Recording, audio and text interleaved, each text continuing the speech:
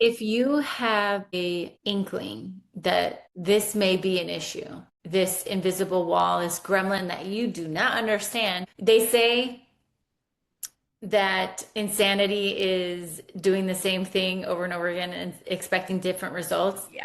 If you wouldn't define yourself like that, but you understand that you've been making decisions that have been holding you back and you cannot unwind this knot, it is probably energetic. Tiffany was the perfect person for me to recognize the other side, the other half of the equation. And it would be my highest recommendation to explore what this could mean for you. And what I love about what we've done together so far is we've customized it to what I needed in the moment.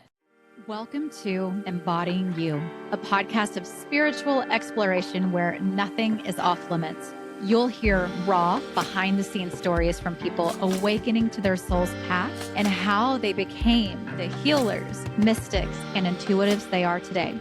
You'll also experience real-time intuitive sessions and healings where struggles transform into breakthroughs that you can bring into your own life. Along the way, you just might recognize yourself in the stories shared. This is Embodying You.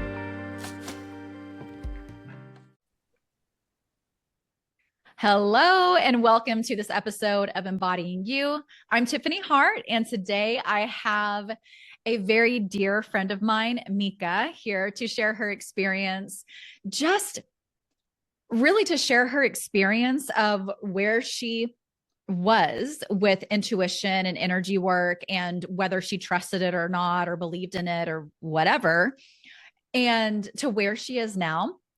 And we have now embarked on an actual mentorship. We're at the beginning of a 3-month mentorship, but Mica's had sessions with me.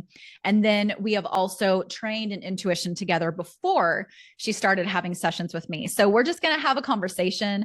We're going to see where it goes, because one thing that we know is how powerful the energy work is and how it really is this thing hiding in the background. If you want to call it a gremlin, this thing hiding in the background of whatever you feel like you can't do. And neither one of us came from believing these things were even real. So Mica, hello. Thank you. And if you would, whatever you want to share about, maybe like a brief backstory of where you came from and how you're where you are now. Let's just have a conversation. What do you want to share? Well, I think what you really said about energy work is how I would describe my eyes opening just in the past few months of working together, that there was this invisible wall that I just didn't feel. I felt like I had gained all the knowledge. I was applying the knowledge, accepting the tools, really working, doing all the physical action steps. But it was like as if the transformation could not, it was like a stuck energy. And so when I started working with you, and I'll get into that, it was like the green switch kind of went on for me to remove that invisible wall and step forward into the work I wanted to do. So I'll give a brief overview, a little bit about, I grew up on the south side of Chicago, and I am a daughter of an immigrant Mexican father and a Puerto Rican mother. And my earliest memory of intuition is I was taking a test when I was like 10 years old, and I wasn't a very good test taker. I would say I was like a solidly C- student, and I think that might be a little generous. This is during my grammar school years, and I just remember taking a test and saying, well, my gut is supposed to always be right. Like that's the quote that everyone says. So I went with my gut on every question of a test. It was like a fill in the bubble. And obviously I failed miserably. And that day forward, I remember saying, I'm oh, sorry, I expected just the opposite. no. Oh my God. Failed I got them all miserably. right. It's funny because every one that I was for sure about, it was wrong. And from that moment on, I remember testing it a few more times in, different situations and it always being the opposite. And I honestly believe that that was Mm. like my higher self just really giving me that test to know that for the rest of my adult life, I was really going to unlearn this. But Mhm. from that moment, I said, oh, that means whatever my gut says, whatever my intuition says is the opposite. And I Ah. didn't realize this is obviously subconscious, but from then until I would say 30 years old, I would pick the opposite of my intuition unknowingly. Literally would end up in very dangerous situations sometimes because I wasn't really paying it. I honestly didn't have a relationship with my gut anymore, with my intuition, with my knowingness, because I always felt like that meant I was wrong. It was the opposite. Mm. So I was really, when I went to college, I said I really wanted to get into international relations. And after, let me take a pause here and say, I picked a career that I felt like would give me the most validation. And if I'm looking Mm. back now as a 35-year-old woman, I said, what's the thing that I think I would be most impressed with, but also would give me power and authority because I felt like internally I didn't have it myself. And I thought, first thing, politics. That made Mm. sense. I was interested, I was learning Japanese. I ended up getting into college. I was waitlisted. Didn't have the ability to really apply to different schools, and I was waitlisted at this one school. And I said, I'm gonna rebrand. I'm gonna make my whole life different than where I've come from, and all the struggles that I really um, had seen in my life. A lot of the trauma, and I just felt like this is a way to redeem myself. So for the next 10 years, dedicated myself towards the pursuit of a career and ambition. And I was really driven and was ended up in a place in Chicago politics and policy, working in legislative offices, but really then working on the private sector. I Mm. was doing sales, I was doing marketing. I mean, I would be willing to take any contract jobs to get learning opportunities. And it really led me to a moment when I was like 30, 31 years old and said, why am I not happy then? Why do I Mm. still feel like there's this gap? I'm in a boardroom. I have finally have a seat at the table, and I still felt like I was not myself. I wasn't being my true self. I was always hiding.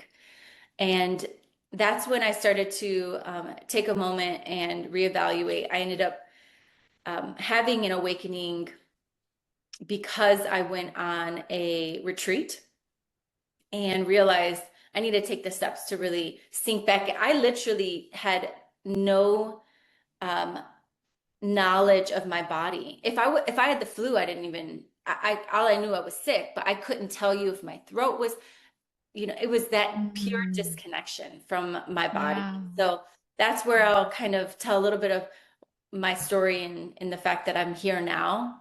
And now we've met.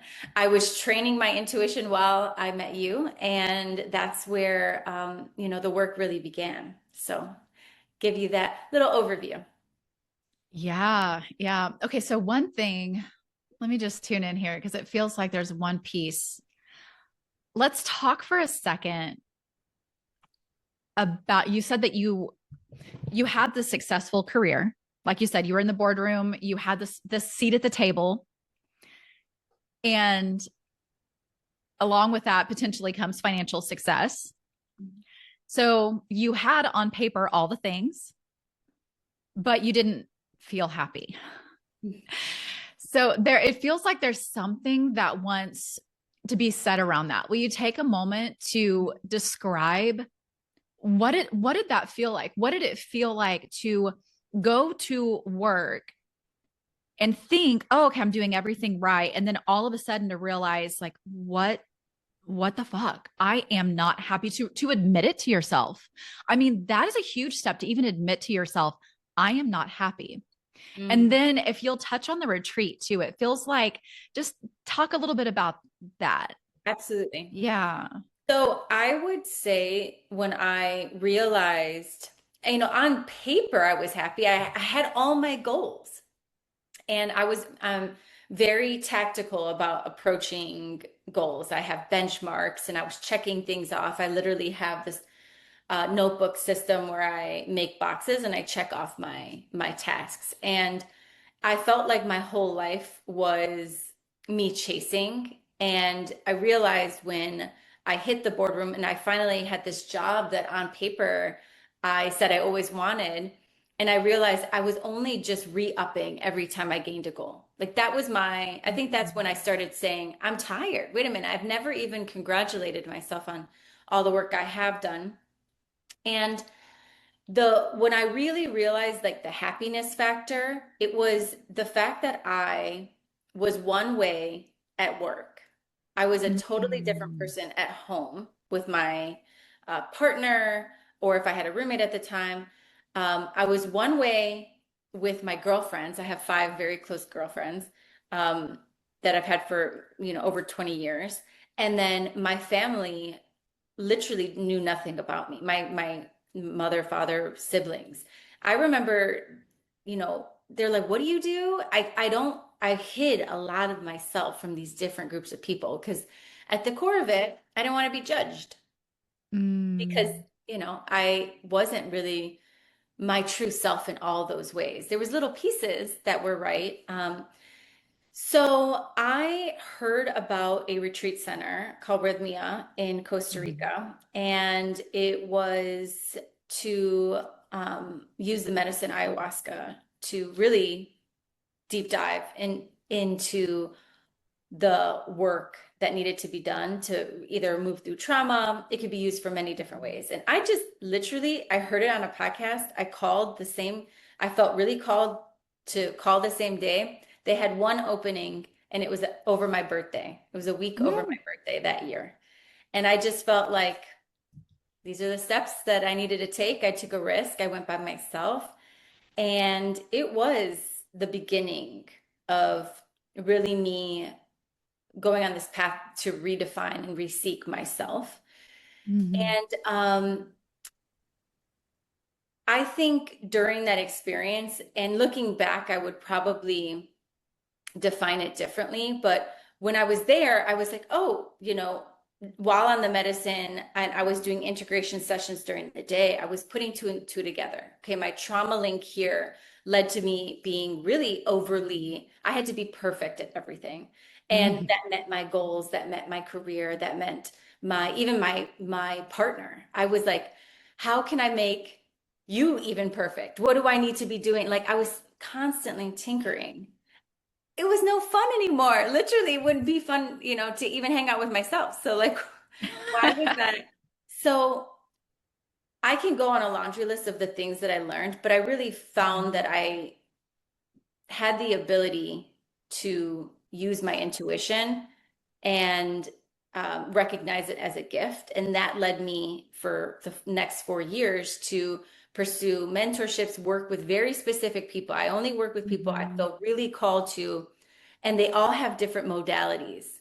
So we can kind of get into, the 5 years of the modalities that I learned, excuse me, yes, that I learned, but how I found you, which was really I felt like the most amount of progress that I made in the shortest amount of time.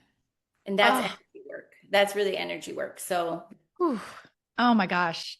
When you said that, oh, I have tears coming to my eyes. mm, Yeah. yeah. Like when you said that, like the most amount of progress you've had in the shortest amount of time, Mm-hmm. that is energy work. And the changes, like what I do with people, with you, is what I do for myself. I remember there for a couple of years when I was learning this, I didn't even know I would be doing this with people. I was just lit the fuck up. And every time something would come up, I would get so excited and I'd run into my room and I'd start doing my energy work. I would start going through and be like, okay, what do I need to release? What are the emotions? What is what is the this? What is the that? And I remember there's one specific day that really stands out in my mind.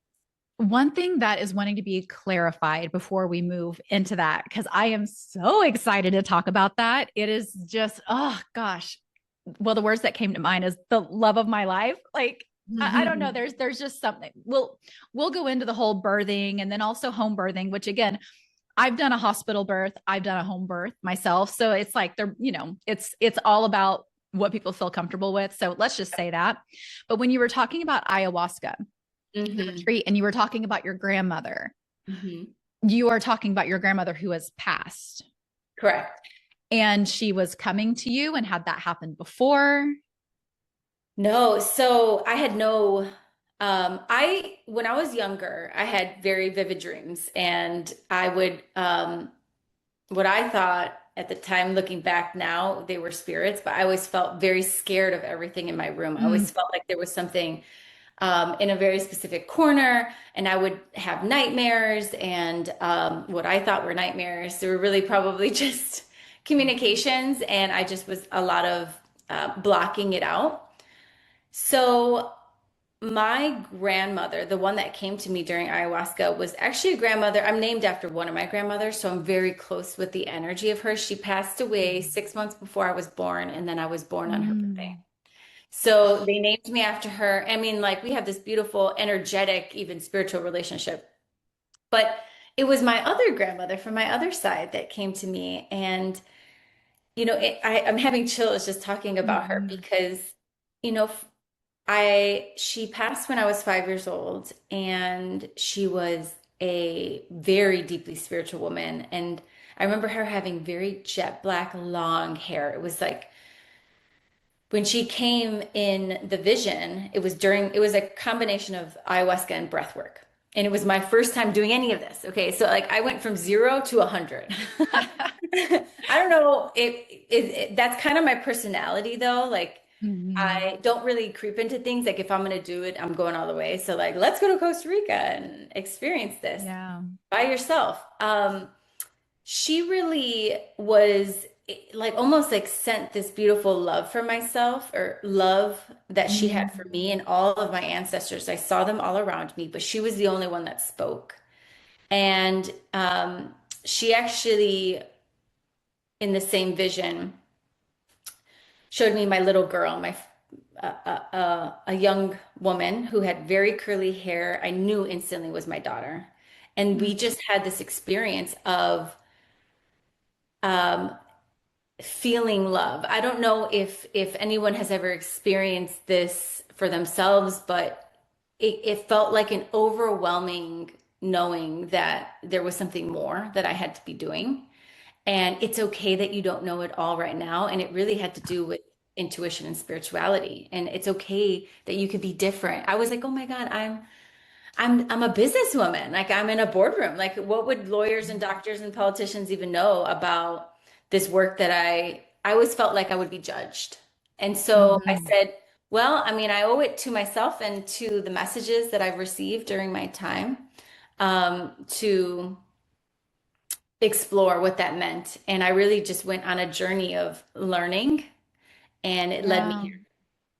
Yeah. And let's just take a moment to touch on the judgment and the fear of judgment. That is so big. I mean, you and I've had conversations about this, about I mean, I've gone through my whole journey, even being here where I have a podcast and where I'm starting to really Yeah. put more of my true self on Instagram and figuring out how do I do that. And you and I were talking recently about, oh God, how does it want to be said? That it's not like because neither one of us were very spiritual before, like in not in this way, in the way of intuition and believing in the things that are unseen and trusting our intuition over our mind. And like even going into weird things. I remember the first time that I went to my son's school, and he had this teacher that was so cool, and I was so excited that he got her. And when I went to the parent teacher meet, like the it was just the parents that went in to meet her at the beginning of the year, and she was doing a presentation, and straight face she said, and I believe in fairies. And I started to smile, and I was going to start laughing because I thought she was joking. Mm. But I had always heard that the kids that in her room, she had fairies and she had fairy houses and things like that. And the kids were excited about it because it was whimsical. And she also had this fake tree in the middle of her room with all these branches, and the kids would hang things on it. It was just really, really cool.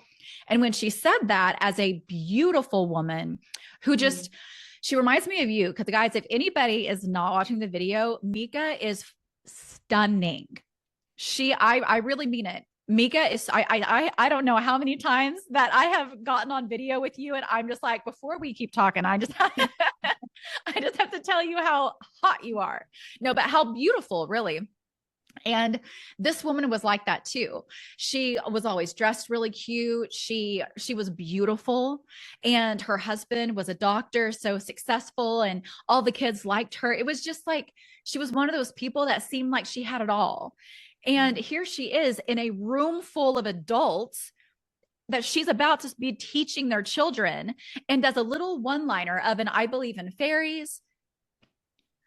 And then it was about a week or two later that I was reading. This was at the beginning of my spiritual journey, and I had just found Deepak Chopra. Mm. And in one of his books, he just happened to mention fairies, like within a week of her saying that. And I'm going, oh, okay, wait. So again, going from not believing to here, it is a journey. We will judge ourselves. We will fear others judging us. We will have others judge us, but we can work on how we feel internally, which is something that you and I are starting to embark on, but we will, meeting on a deeper level than you already have, but we will talk about that later. But let's see. The conversation does want to go back to home births, unless you have something to say before we, well, No. Please. the actually, this is not about home births. This is about how you were feeling Yeah. when we went into our first sessions, and then the body work that was done, the energy work, the body work that was done on you. And you're in Chicago, I'm in Oklahoma. Right. And then how the birth went. So whatever you want to share, and I can jump in here and there too. Yes. But Let me yeah. know if I miss anything, because honestly, we need to talk about the different details that happened. It was incredible. It was the first time I turned to my husband. I was like, oh, this is, all the times you realize, is this real? Is it real? You always question, especially because, Mhm. I mean, you're getting constant confirmations, right? There's times where my intuition knew something, it happened. I'm doing sessions with other people where I'm leading them, and I'm hitting on things that they know is the truth, right? So they've given me, I've gotten external validation and internal from, the work I've done with others, but there's a little part of you that wonders. This was like, I'm done questioning. Mm. So I reach out to you. I'm having these physical reflections, and our first session was really connecting with my child. I hadn't been hearing messages. My first child, it was like I couldn't get him to stop sending me messages.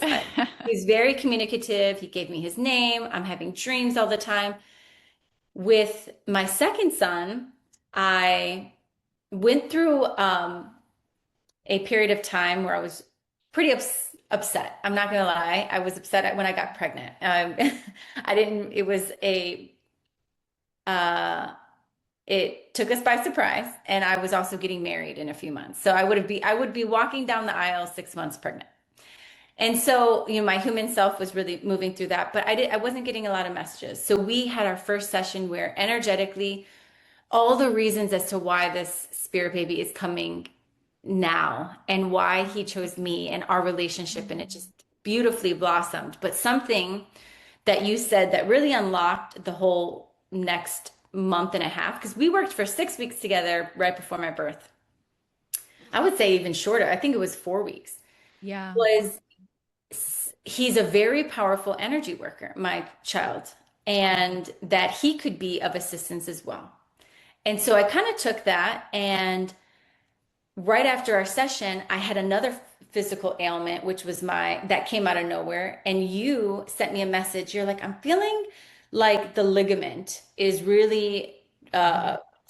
what's the ligament that goes across The the round belly? ligament. Yes, the round Yep. ligament. Oh my Yep. goodness. It was going haywire. You cleared some things.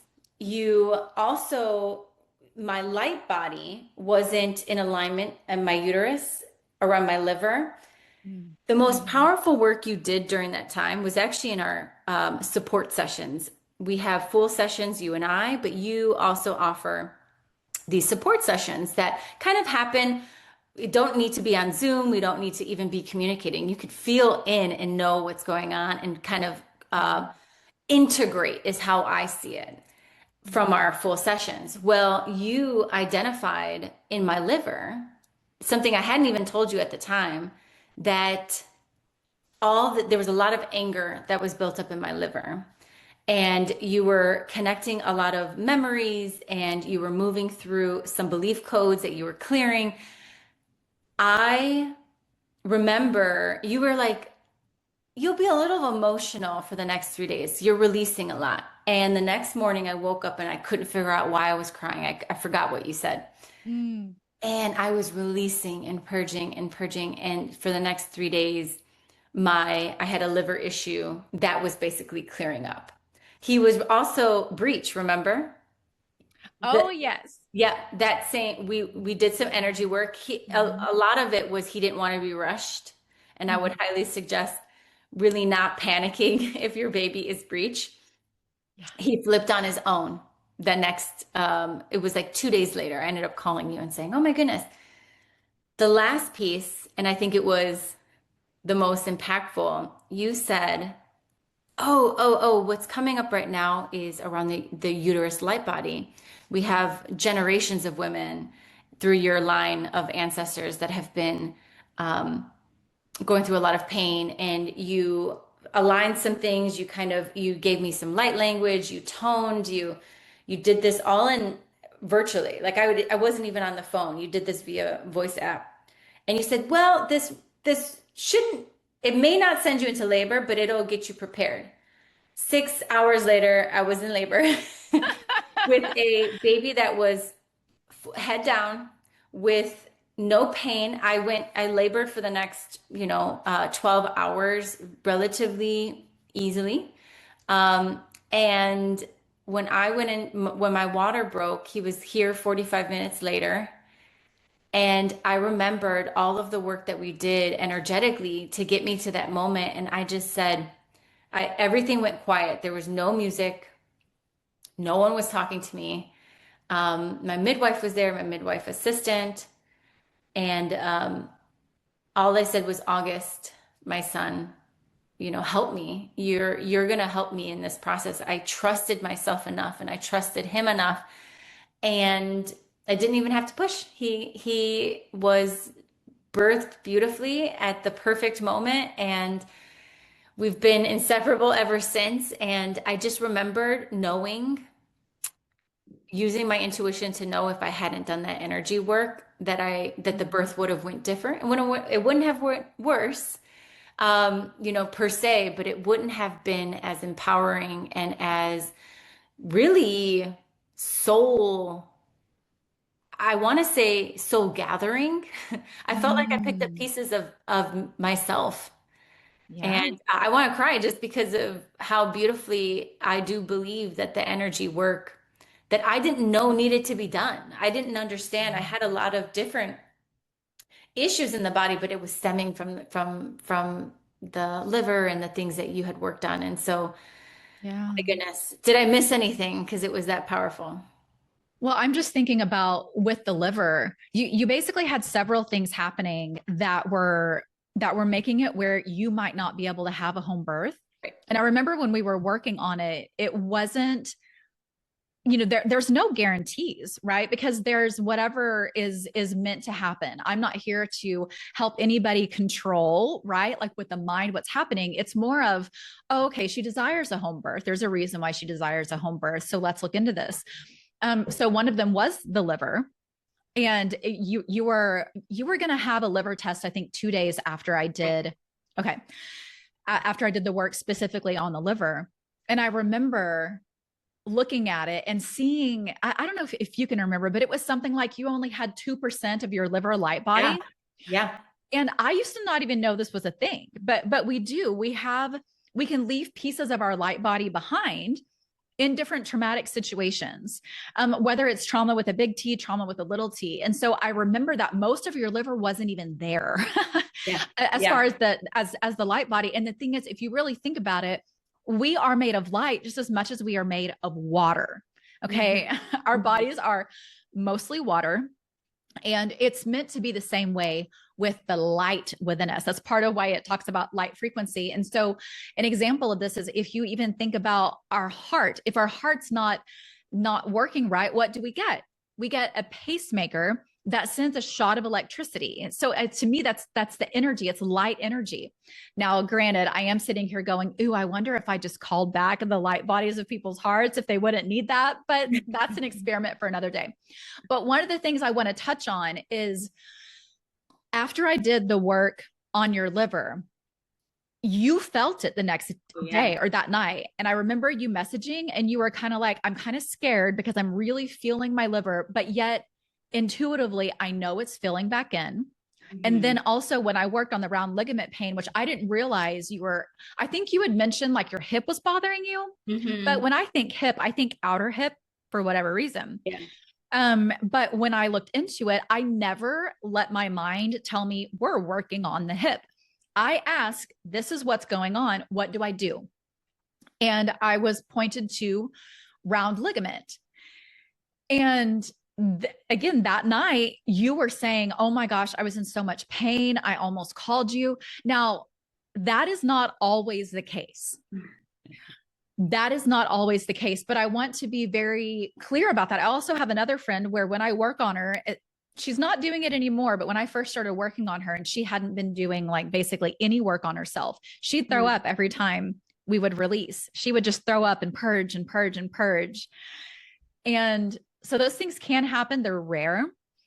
But will you talk about um there's something that wants to be said because there is a lot of fear for some people about energy work because it is very purposely, I think, made to appear crazy, made to appear weird, and like it's not totally natural to me. This is actually the most natural thing ever. And to me, this is what I go to first before anything else, any kind of body issue, anything. And so I would just whatever you feel like wants to be Yeah. said about even when we have energy work and afterwards we feel it in our body and a piece of our mind is going, oh shit. Well, it's scary at first. Listen, you're gonna be in discomfort either way. So either this is how I saw it. I, I know exactly what wants to be said here. I want to make sure I piece it so that it's perfectly understood. The liver, I'm going to use this as an example because you had said for the next 3 days, you're going to feel quite emotional. I had a lot of anger and I didn't Mm-hmm. realize that I was storing all this anger. So I had a pet, a dog that came into my life when I was like 20 or 21. And I had him for 10 years and I never put two and two together, but he passed of liver cancer very, very Mm-hmm. abruptly when he was like 11 years old. And I was starting to learn a little bit about the time that animals, especially soul animals that are here to Mm-hmm. help you, they can take on some of the energetic load that you're not working on Yeah. and they can take on that for you. And he did that. I know that for a fact. So when you said, oh, your liver, you only have 2% of it, I didn't realize that for the next 3 days, I was purging, releasing, crying. And all of a sudden, I had for my most adult life, I had a certain kind of relationship with my family, specifically my mother. She's one of the most important people in my life. Like she's helped me raise my children, and we're like kind of the same personality, so we can butt heads sometimes. But I always had this like underlining anger towards just, I think, my family, and I couldn't figure out why. And I was always like, I never showed them my anger. I was just always neutral. Like I never really showed my true self, and I would hide myself sometimes My relationship with my mother and my siblings and my family now is so much lighter. I'm I released that. It was what was storing it. It was what made my liver energy body 2% because I had a lot of memories and even past life stuff. Mhm. But, my childhood was not, we grew up solidly lower middle class, but I have seen, you know, the worst you could possibly think of. And I didn't realize that I really put a lot of it into energetically, I ignored a lot of it. And the moment you did the energy work that I didn't know, I did the talk therapy, I did the modalities, I started realizing, oh, I'm putting two and two together. Okay, great. You would think that that would lead towards progress. It was like a stuck wall that I was hitting. You released it, it purged, and it was like I felt like a new woman. I felt like I saw my mother for the child that never got the love, that never got the full attention. I saw my partner for the beautiful attributes that he was providing to me and the lessons he was giving me, my children, the same thing. I just saw life. Life looked brighter. Oh, I didn't realize how Yeah. much it was holding me back. So I think that's what really Yeah. wanted to be said is like, it doesn't just relate to a goal that I had, which was home Mhm. birth. It affected my family relationships, my personal Yeah. relationships. I saw life differently. Yeah. Yeah. And that's one thing that I think we can forget about is something can be coming up in our lives and we can think, oh, well, I'm not going to work on that right now because this thing over here is more important. But when we do energy work, it touches all areas of our lives. Who, if you think about it logically, why would working on someone's liver improve their relationships with their mom, their partner, just people around them? But when we're wearing these goggles of anger, for example, because it's there, whether we realize it or not, it's there. The way that I look at it, anytime that we get triggered is just an energy pocket in our body going whew, and blowing up. It Yep. gets big and then it'll shrink back down unless we know to breathe through it and release it or release. I mean, I have so many different ways that I release energy, but when we release that, it doesn't come back. Mm. We get to continue peeling the onion layers. Like we get to continue unveiling who we really are without all of these triggers.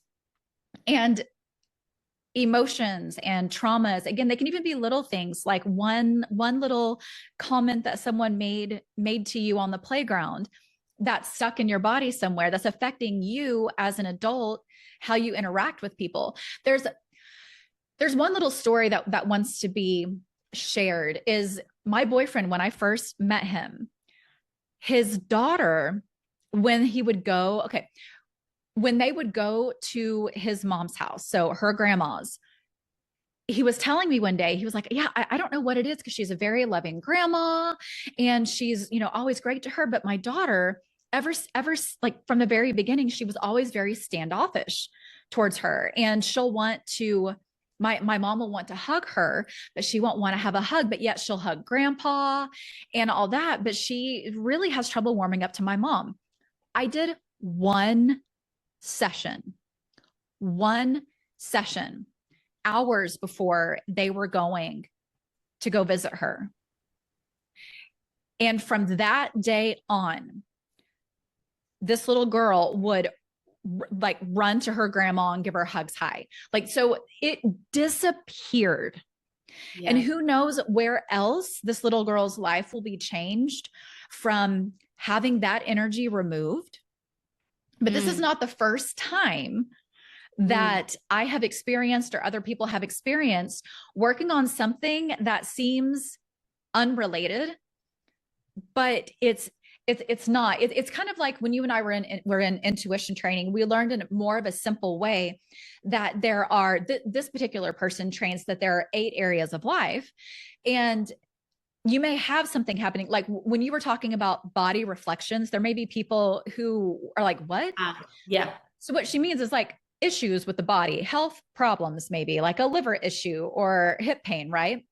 So those are reflections. They're showing us something, just like how if though some of you can see it, I am having a cheek reflection of acne and redness on my cheeks.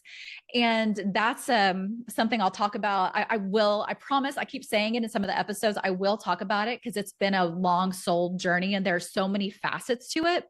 But the fact of the matter is, it is my body, my soul trying to get me to look at something and shift and release it. But it is all for like for example, my cheeks. Oh my gosh. Me working on some of the things that have come up with that has helped me deepen my relationship with my boyfriend, has helped me release external validation, has helped me even, and this has been more recent that I really had a breakthrough with this, of not feeling like we need to be perfect before we can do whatever it is we're meant to do. So for example, here I am healing, calling myself a healer, an energy healer, an intuitive, and looking into things and finding the root, right? And I've had crazy things happen, like what the things that you're talking about of improving those things, because you know your liver test came back great a couple days later, no Exactly. issues there. And so it's like I've had someone who their bone, there was a hairline fracture that for 3 months wasn't healing. I worked on him for 2 weeks. They went back completely clear. There was an area behind his knee that they were saying, oh, we're going to need a third surgery to Right. clean this out behind your knee. And I remember being like, oh, hell no, it's a family member. I was done. And I said, Yeah. okay, I'm going to work on this. Okay. And they agreed. Also, not only was the bone fracture healed, but that area behind the knee that they were going to need to do a third fucking surgery to clear up again was clear. Was Wow. clear.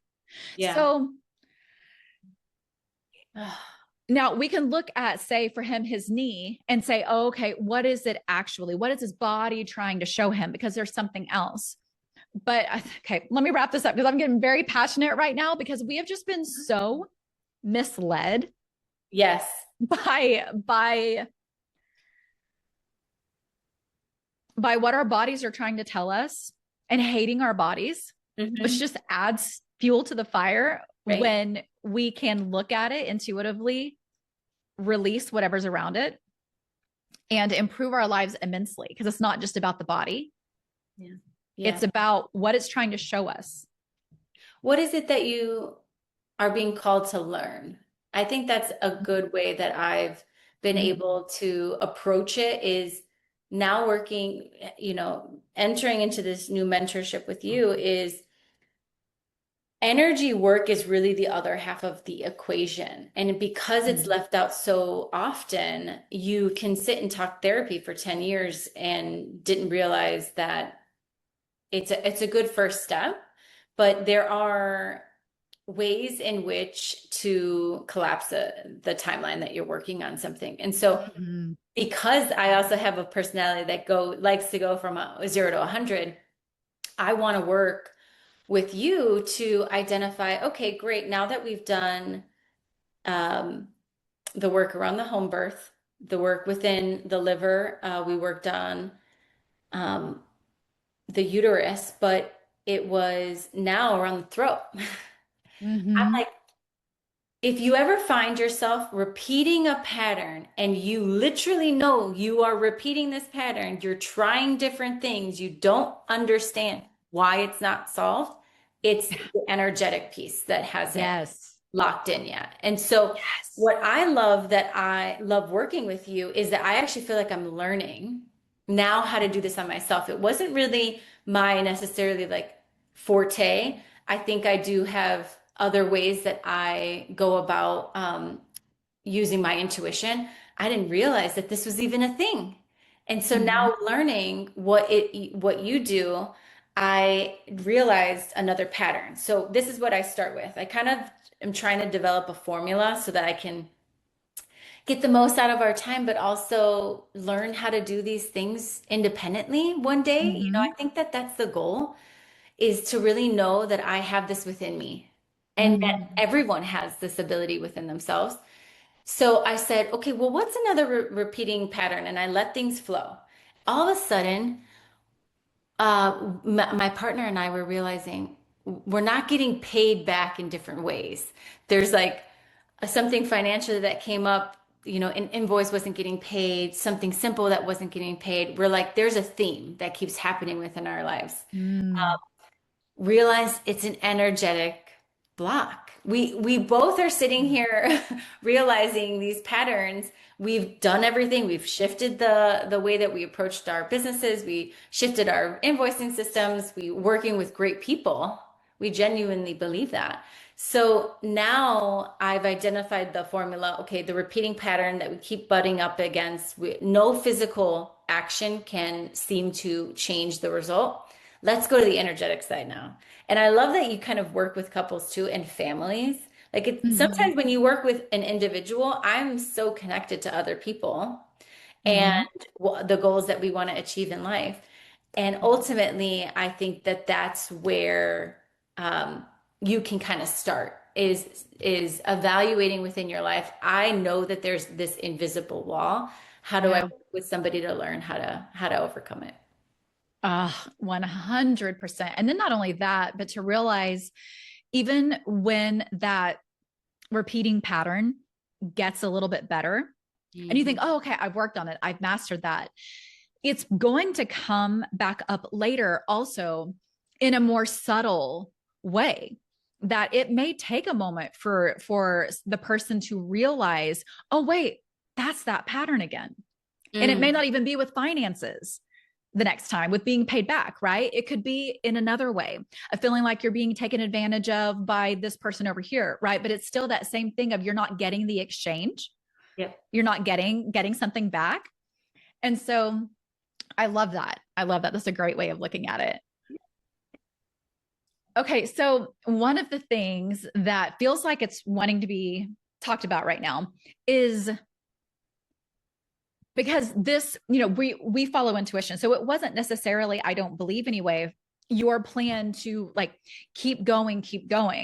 But you have in my memory, you've done before you committed to a 3-month mentorship, you did I think one session, and then you decided to do a small group of sessions. Like we just, instead of buying just Yeah. one, I think you did a couple. And I do both in-person sessions, but what I offer for the people that do in-person sessions is I offer support sessions. So support sessions are part of what you've talked about when you've said we're not even on Zoom, not even, in person with each other. Well, in person over Zoom. But the support sessions are on my own time. I tune in to what's happening. And normally I reach out to you maybe the evening before and say, hey, it feels like tomorrow's the day. We're going to do the support session. And so maybe you give me a little bit of, okay, this is what's coming up for me in my life. It's whatever is your biggest pain point or pattern or whatever's coming up. And I take that into what we've already been working on. And I'm just led to whatever area most needs to be like, what is the actual root of it? So I'm Mhm. listening to her, but I feel and see the energy underneath it. So it's funny, like I can have someone tell me one, like a really hard time going on. I can have someone telling me like they've just broken up with the love of their life, or they're crying because something's happening. And I feel the energy underneath and I can see what's coming. And I can get really fucking excited. And that may, for some people, they might be like, why are you getting so excited? I'm having the worst time of my life. But I can see what's behind it. And so that's just to say that the support sessions are on my own time. They're smaller chunks, meaning in person it's usually hour and a half together, depending, because I can customize what we do. But then the support sessions are usually about 15 to 30 minutes, depending on what happens. And I'm just tuning in real time. So Right. it's not, so you're not always having to wait for the next session. And then I love what you said too about you're feeling like you're learning how to do this yourself. Mhm. Because yes, we can all do this. And that is one thing that I have found, and I surprised myself with it, Mhm. that when I work with people, I naturally want to tell them what I'm doing as I'm doing it. And it teaches them. And then it always comes through. And you can do this too. And then it'll come through for them. This is a way that you can look at this, that you can start to do this for yourself. You're going to doubt it, but it's real because we can all do this. We've just been taught to doubt this. Right. No, Yeah. I've always felt empowered by you, is how I would Oof. describe it. Because I think although I may not be a master energy worker, you know that I've also have, the ability to, uh, I really like strategizing over problems. Like that's kind of like I like to dissect problems, figure out next steps. I'll have 10 things to do and then go after it, right? So that can be something that I can, or any individual can develop their own sense of themselves into this problem solving system. And so I Mm. always felt empowered to identify the pattern, but not only realize like, what am I tuning into? Is it past life? Is it trauma? Is it where are we not paying ourselves back?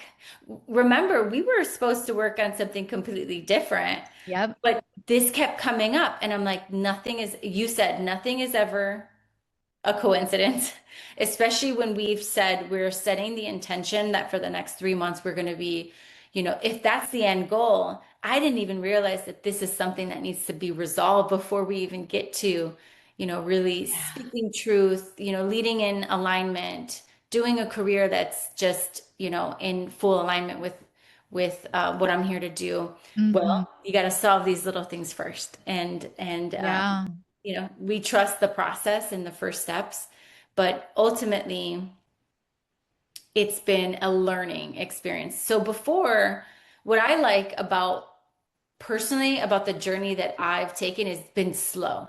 So I, you know, at 30 had that experience having visions, and then I joined into a community of other like-minded women that for a year really taught us like really basic things. Like this is like the intro to all the different spirituality modalities that you can be doing. I found a person I really gelled with, and I knew she was going to be my partner for the next year. So I worked with her for another year, and again started learning a little bit more about what is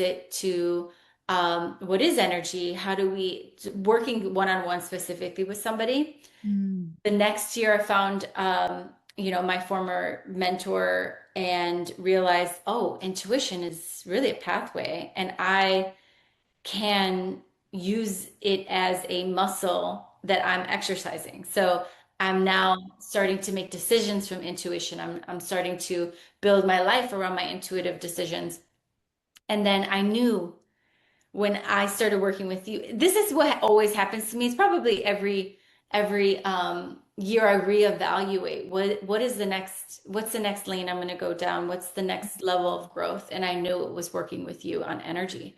So that's just a tidbit for other people to know that it doesn't have to be linear. It doesn't have to be, I need to jump in and learn everything about this one piece, because you could Yeah. really be an energy worker. You can have intuitive dreams. You can be, you can. What are some of the other gifts that really have come up that we've experienced in the past year? I mean, so many, but these are two examples of ways you can be gifted. Yeah. Yeah. One of the things that actually I'm getting a new lesson with, because I feel like no matter where we are in our journey in life, period, we can even think we've mastered something, then there's a new level to master. And so one of the things that I'm getting a new discovery with lately is my knowing. One of my gifts is knowing. It'll just come in. I just know. I know what's happening with that person. I know what they're feeling. I know whatever it is. And then for a while, I was getting pretty clear visions and just kind of in my mind's eye, right? Not anything like a movie screen in front of me, although I have had little glimpses of that. And I'm so fucking excited for that to be a real thing. I think that'd be so fun. but I got so used to really getting the mind's eye visuals of things like, oh, okay, there's this and there's that and that's happening. And now, even this morning, what was happening with me was I was trying to force the vision because a piece of me that still believes, that's still working on full belief that what comes to me isn't made up, right? I mean, because I feel like we've been so trained to not trust ourselves at all that it's an undoing. It is of all of that programming. And so just this morning, I was thinking, oh, my intuition isn't coming through very clear this morning. Okay, like what do I need to look at? What do I need to uncover? Because that's one thing I do with people too, is if they're having trouble connecting with their intuition, I can look and be like, oh, no, it's this, it's that. Right. So I've had people be like, okay, my intuition has skyrocketed since that session or whatever it is because they had things covering it up. And so I'm starting to look, I'm like, okay, what do I have covering up my intuition? And I hear my higher self say, no, you're meant to trust your knowing. You know. And so even with that, it's just experimentation and Right. ebbing and flowing. And like what you said, not pigeonholing ourselves into one way of doing something and allowing ourselves to explore, to Mhm. explore. Yeah. And that everyone has a different process. So there's Yes. sometimes where I'm like, well, she did it like this. And my knowing, it could be that I hear things. It could be that I see things in my mind's eyes. It could be that I do have this deep knowing. And I do believe that, when I was 9 years old and I had that knowing, I had to take the next 20 years to unlearn it to know the difference because now I'm like Yes. so prominently. So nothing is everything is by design, especially all the hardships and the trauma specifically. Just know that it's tied to really a calling and how you can look at Mm-hmm. it like such and Yeah. realize, wait, there's something to be learned here and treating it like a little, have fun with it too. I mean, I think I was too serious about, oh, the way that she comes up with a download or that she sees things, I don't see it like that, so that must not be me. No, I mean, Mm. it could be. Remember, we're like a blueprint, and every time someone is born, they're born with different attributes and gifts and numerology, right? So Yeah. Yeah. ultimately, we have different ways of approaching things, and I just Mhm. had knew that I had to develop my own way of doing so and stop Mhm. really comparing because Yes. that could be a thief. Yes. I know exactly what you mean. Everything that you're saying, I relate with. I have worked on, I am working on, and will continue to work on. Right? It's all a journey because really, what it is, what the soul is here for, and I feel this so deeply, is for us to come back into true love for ourselves. Like that is the point of our lives. It really is the point of our lives. And so as we do that, we really do uncover so many things. If you don't know what your purpose is, if you don't feel in tune or in touch with where you're meant to go or who you really are, all you need to do is start to work on loving yourself more and not in the superficial way, but in uncovering old memories and letting them out. You don't even have to relive them. And a lot of times, too, it might be past life. Something past life comes up and you have to release it because we bring a lot of past life stuff to this lifetime to heal. Yeah. Yeah. Yeah. And so it's just so important to get back to that true love of yourself. And like, I don't know, one of the things that I say is like, go easy on yourself. Go easy on yourself. Yeah. Absolutely. There was when I was growing up, I had a experience where I saw a friend of mine. I grew up on the south side of Chicago, and there's all types of violence that happen every day. And I remember having a session with you. This was in our class setting, and I didn't realize that seeing my friend get shot 5 times really imprinted within my body a very specific code, right? Something that I shoved away and didn't realize that there is a ability to see things like that, type of trauma, and realize that that was only going to lead me to today telling individuals that they can love themselves and that I can show up and be able to connect with individuals because I've been through those similar experiences.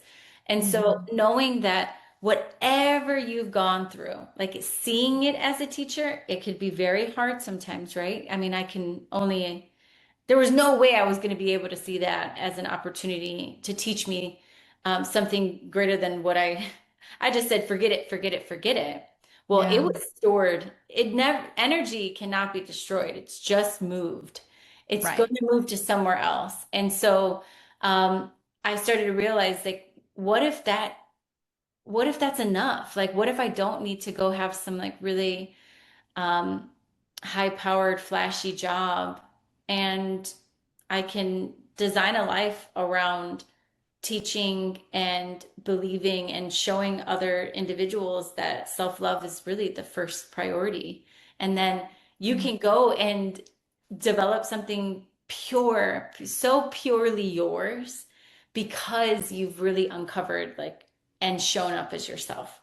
And so that's what I would say is like you've really in our relationship have taught me that everything past life and this life is all leading towards you loving yourself and then going Mhm. off and teaching others how to love themselves in you. Yeah. Yeah. And I want to say this too. The whole concept of loving yourself, until you really start to experience it and experience the layers come off of you and beginning to actually like, oh, I actually like this about myself. Oh, I actually like this about myself. Or even giving yourself a harder time. Maybe you're not as mean to yourself in your head as you were, right? Loving ourselves is one of the most important things we can do. And it has become such a made fun of cliche, Mhm. a like, oh, okay, I'm gonna love myself. I mean, it's been made fun of all over the place, but it is legitimately one of the most powerful things we can do for ourselves. One of the Mhm. most powerful. Okay, so before we end this time together, what what I really feel like wants to be put in this space, because you had talked about how you can come in feeling like you're working on this thing over here, and then something else comes up.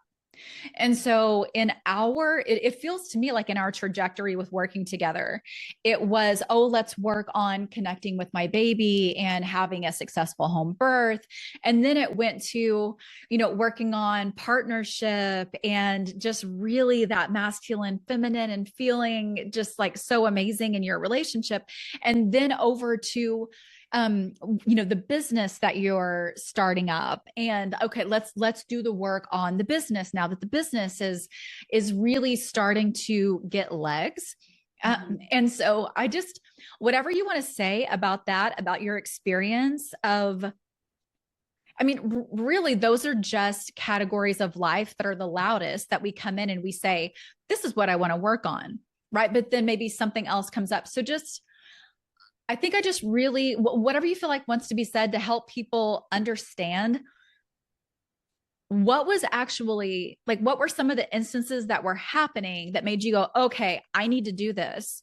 And then what may like, I think the final piece that kind of wants to be touched on in regards to that, and I know I'm saying a lot, so just whatever comes to you, but this last piece where you've come in specifically when you signed up for the 3 month was for your business that you're starting, but then you're having something else come up, And so whatever you want to say about that, whatever you feel comfortable saying, but like how you can trust that, oh, this is what needs to be cleared up in order for me to have the business in the way that it's meant to come Right.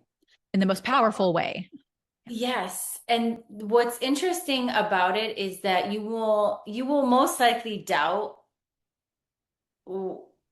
the road that your higher self is really trying to take because you Mm-hmm. don't see all the ordered steps. So for me, I can logically, because that's what I do in my job all day, logically think of all the steps that are going to help to solve my problem. So I'll tell you, okay, here's my biggest angst right now. I feel very scared to be myself, genuinely. There's some times where I'm Mm-hmm. like, this is weird because like every day I can feel confident in like all different realms of stuff, but the moment that I genuinely feel like this is a authentic piece of me, I'll feel like, I don't want to be judged, right? Because in a past life, I was severely judged because of it. And Mm-hmm. so I don't realize I'm taking a lot of this fear into decision making. So there was what came up was that I started the mentorship with you. I'm on full, all of a sudden I felt this like surge of energy. It's really around the new year. I was goal setting with my partner. My husband was telling me, what his goals were for his businesses, and I was, doing the same. I'll be coming back from maternity leave into um, my job, and I am really excited. How can I still make sure that I bring me? And Mm-hmm. all of a sudden, I started to get really down and out about finances. It was like I had made a big investment um, in moving some things around so that we had diverse assets, and all of a sudden, it was like I'm panicking. It came out of nowhere. And I didn't want to bring it up to you because I felt like, well, I'm supposed to be working with Tiffany on voice stuff or business things. And I didn't bring it up to you at first. And it went another day and it got worse. So then now all of a sudden, I remember I'm crying driving out of nowhere. And I'm really feeling down, like nervous and panicky. So I reach out to you and I said, I'm just going to leave this here. I'm just going to tell you my download and um, realize that it was all connected. There are layers we do not know about that need to be solved in order for you to get the most, not solving it, but getting the most out of addressing an issue because you don't want to just address an issue and not really know how it was done either. Like there's some things that can totally be taken off of your plate and not known, but there are things that you need to understand so that you can apply it to a business. Like if you're now working with a client, right? You can Mm-hmm. really apply these things for those situations and help others. So I do believe that you need to trust whatever comes up. It was like a blaring red alarm that was going off, and I was not I was not telling you about it because I didn't think it was related, but it is. Yeah. Yeah, for sure. For sure. Is there something else for you? I'm totally blank. It's funny because I had something a little earlier that was like, oh, it was around the masculine feminine. I want to say something around the work we did around thought patterns and not realizing that thought really do form reality. And I was so negative on some things internally within my relationship and how the energy work allowed the pattern to stop creating Mm. tension that wasn't even there. Like I remember all of a sudden me and even Cruz stopped bickering. He's a toddler, but like I started letting things go. And I don't know, that might be the only other piece. Yeah. Yeah. And I may just leave this little part in there because I thought you were going. I was like, ooh, yeah, that's good. Oh, That's good. oh. Yeah. Yeah. And I actually do want to say this part in the podcast for sure, because one of the things that I've also been letting go of is perfection. And if anyone's been listening to my podcast, they've heard me talk about it. They've heard me talk about letting go of perfection. And there was one episode, I think it's entitled Felt Chaotic, Might Delete Later. And it was all about, it's my fourth time to start, and I was trying to be perfect. And we hide our attempts and our tries and our messy middle and all of those things. And there's just no need to.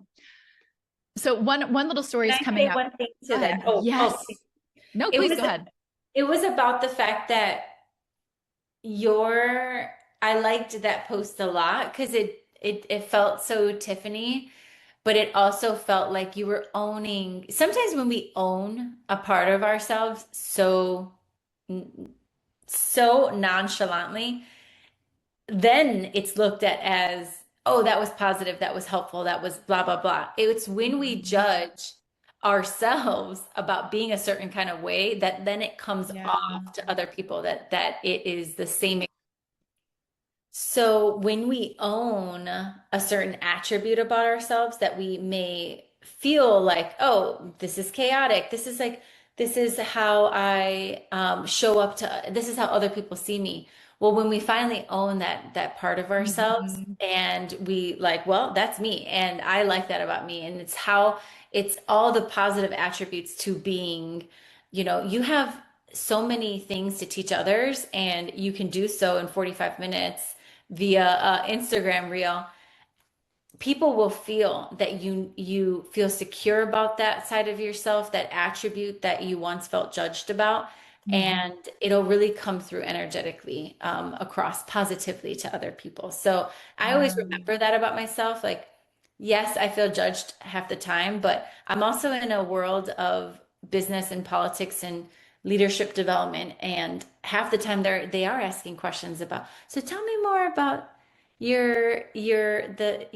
this energy work that you're doing now. And I have no problem revealing those things because you don't realize how many people are very interested, and they just either haven't Mhm. heard about it or they might feel judged about it. Yeah. And the crazy thing is, it's kind of like what you said. Once we kind of rectify those things within ourselves or start to accept those things within ourselves, the energy that we're putting out, like you can think of it like a radio station. You have this, and we can have literal broadcast messages. That's one thing that can be really, really fun to go through and find broadcast messages, because you can learn exactly what you're literally like a radio station broadcasting out to people. But you're right, they do feel that. And also there's so much healing in just expressing the parts of us that are imperfect. And I really think it's because we're actually not meant to be perfect. So it actually feels worse to pretend perfection Yeah. and to redo the clip or video however many times to get to this perfect spot. I mean, with this, we started it once and then we started it again. And I was like, you know what? We are not restarting this again. We're just doing this. And it was me. It was me. So just to say that, not that it would be okay if it was Mica, but it was me. Um, okay. There's one little thing that wants to be said about when you were talking about, well, I'll just go ahead and go into my story because it relates to something that you were saying. When I have kind of a long drive whenever I have both of my kids to go pick up my daughter from her school. And then I have about a 20-minute drive over to my son's school. And then we have about a 15-minute drive home. And for about a year, when I pick up my daughter first, and then I pick up my son. And for about a year, I would almost get to where I would dread the moment when I pulled into my son's driveway and knew he was coming out, because I could automatically feel this tension. Because the moment he gets in the car, my daughter lights up and is wanting to talk to him and wanting to say things, and he doesn't want to talk. And he's like, oh, why is she asking me questions? And one day I realized, oh my gosh, what if it's me? What if it's me? What if it's not them too? What if it's not, say, like, what if it's not them? And what if it's me?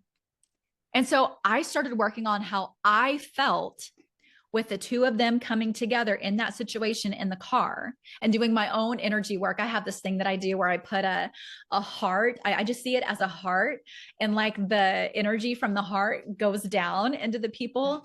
That's one little little tidbit that I sometimes share, but it's very powerful.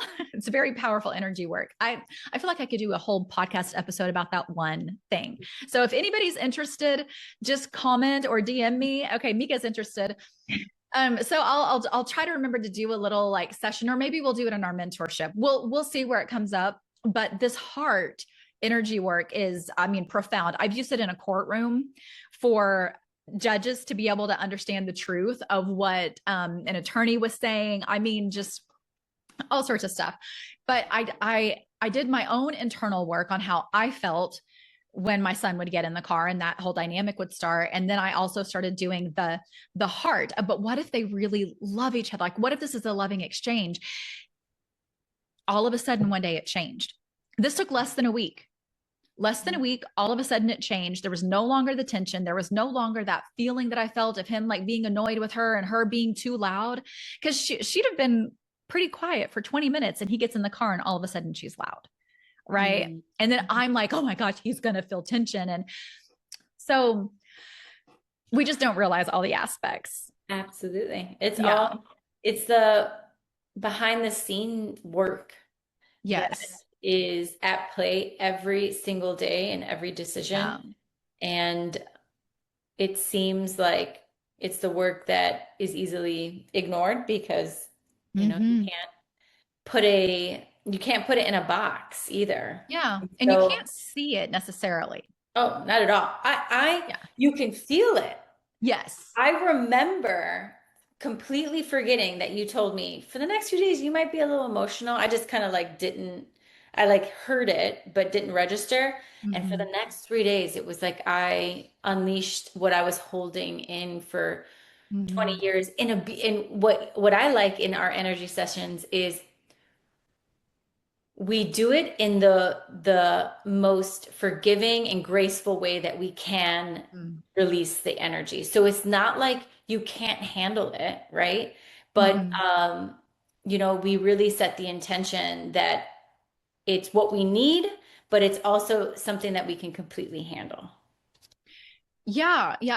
And the thing that I think is interesting is I have rarely felt some of the things that you have felt. And my friend that I was talking about earlier, who used to throw up every time I'd work on her, never one time have I thrown up whenever someone's worked on me.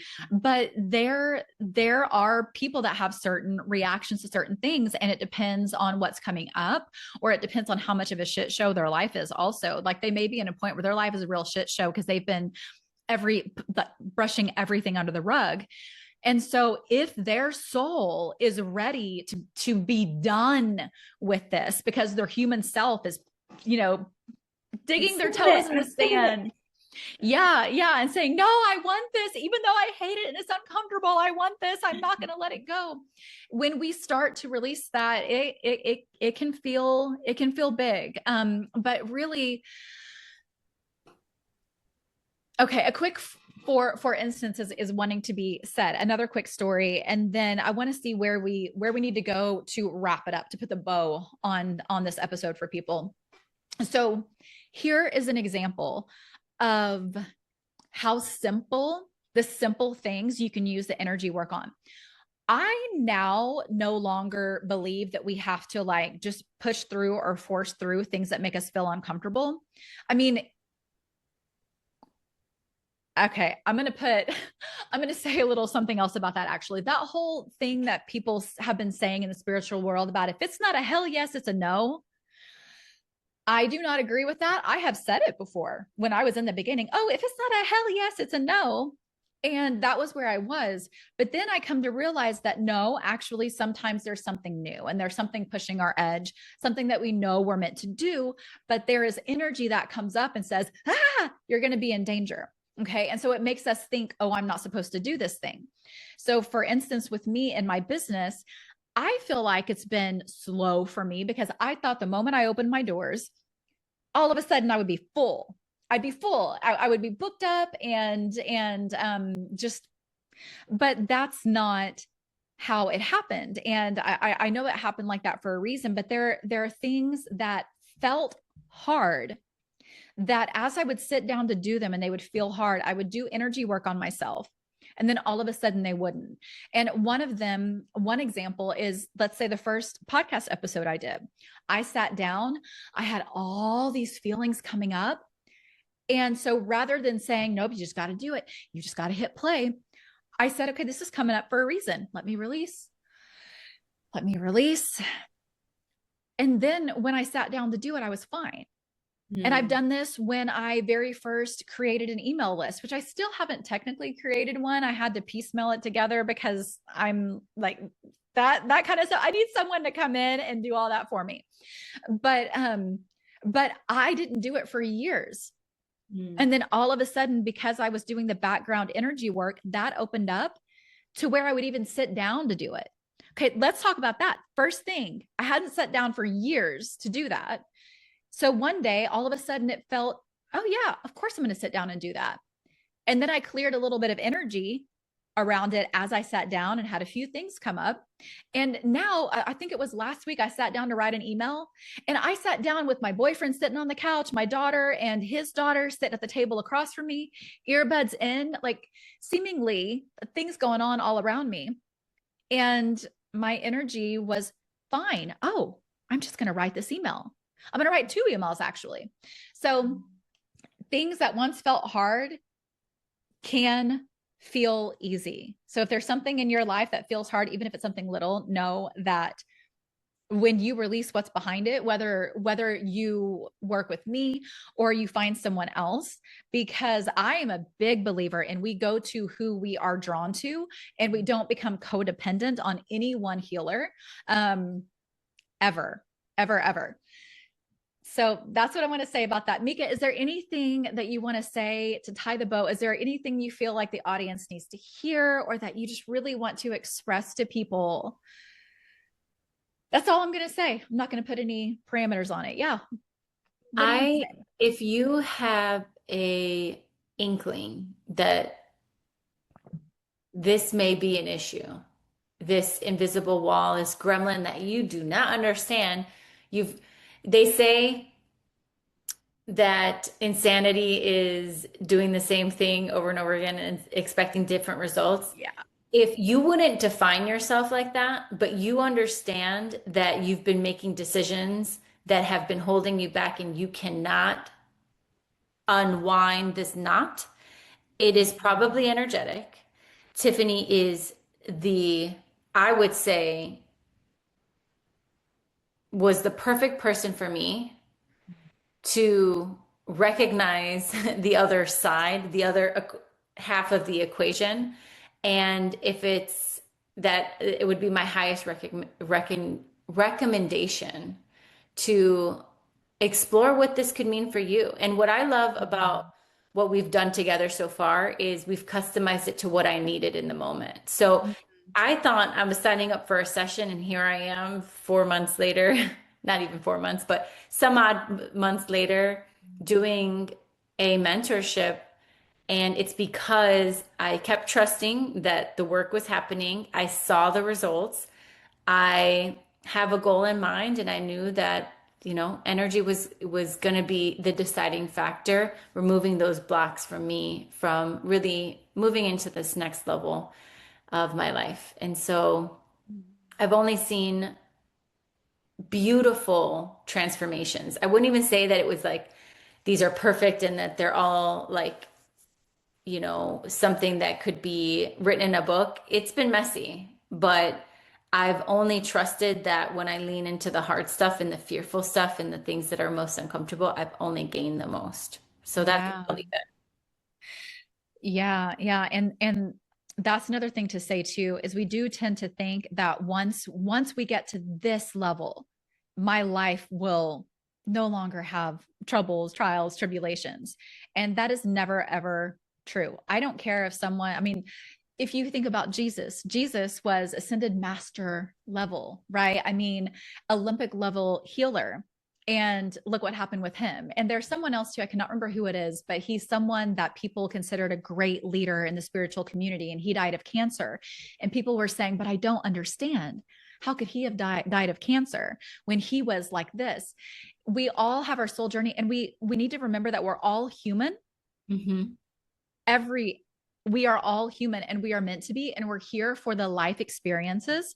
And we are here quite literally for the learning and for the journey and for whatever our soul wants to experience throughout the lifetimes, because we will have these repeating themes. But the cool thing is when we start actually looking at the themes, say in this lifetime, the themes you're looking at right now, you're not likely to repeat in future lifetimes, or they will be greatly minimized. Even your greatest pain points, you may clean it up in this lifetime by doing this work.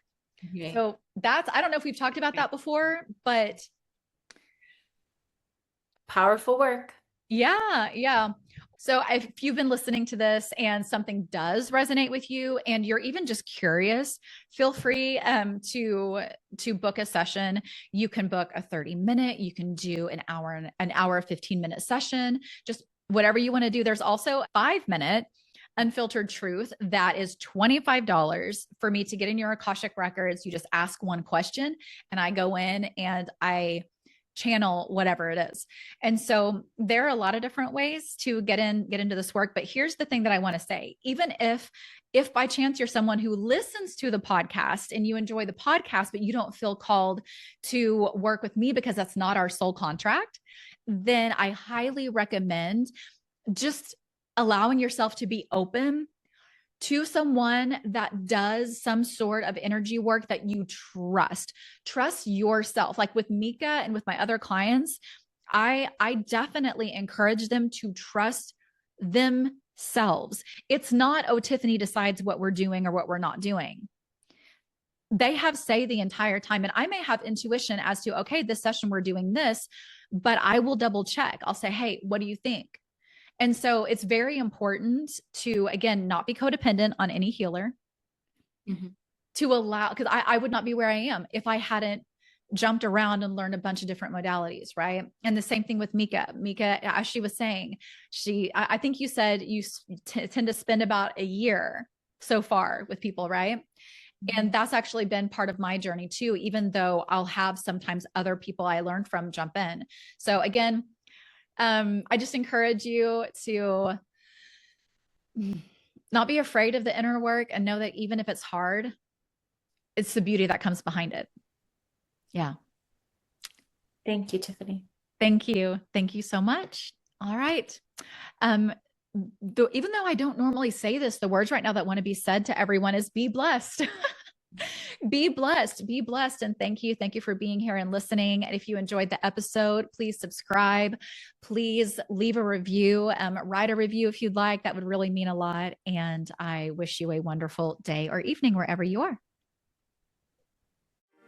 If this episode spoke to you, please subscribe and leave a review so others can find this show too. Your support helps this community grow and brings more voices into the conversation. Plus, I would love to hear your biggest takeaway. Thank you so much.